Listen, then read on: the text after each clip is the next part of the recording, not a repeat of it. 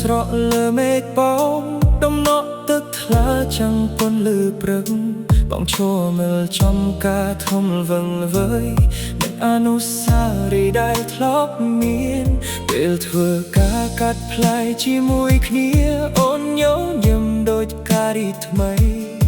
សំឡេងសើចនៅលួនក្នុងចិត្ត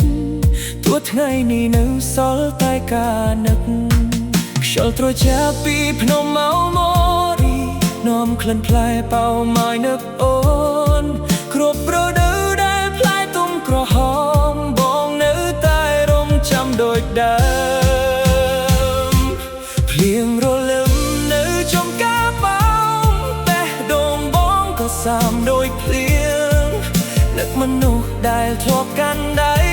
ថ្ងៃនេះបែរជាឆ្ងាយពីគ្នា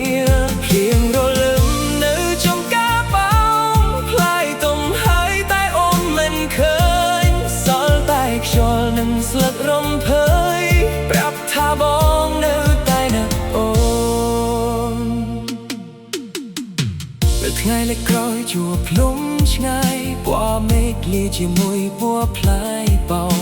បងដើមអ្នកឯងតាមចំការស្ដាប់តែសំឡេងភ្លៀងធ្លាក់ស្រាលធ្វើរវល់ធ្វើការរាល់ថ្ងៃក៏មិនភ្លេចមនុស្សក្នុងបេះដូងអនុស្សាវរីយ៍នៅចំការប៉ោងនៅតែច្បាស់ដូចម្សិលមិញបើថ្ងៃណាអូនវិលត្រឡប់បងនឹងនាំអូនដើមនាំទៀតក្រោមភ្លៀងរលឹមនឹងដើមប៉ោងបានស្នេហ៍ដែលមិនទាន់ចប់ភ្លៀងរលឹមនៅចំការប៉ោងស្នេហ៍បងមិនដែលប្រែប្រួលទោះរដូវផ្លាស់ប្ដូរប៉ុន្មានដងចិត្តបងនៅតែមានអូនភ្លៀងរលឹមនៅចំការប៉ោងសុំឲ្យខ្យល់នន់ពីតមួយម៉ាន់ប្រាប់ទៅអូននៅទីឆ្ងាយថាបងនៅតែស្រឡាញ់អូនរហូត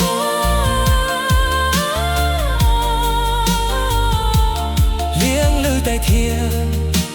ផ្លែបងនៅតែទុំតែបេះដូងបងនៅតែរងចាំបង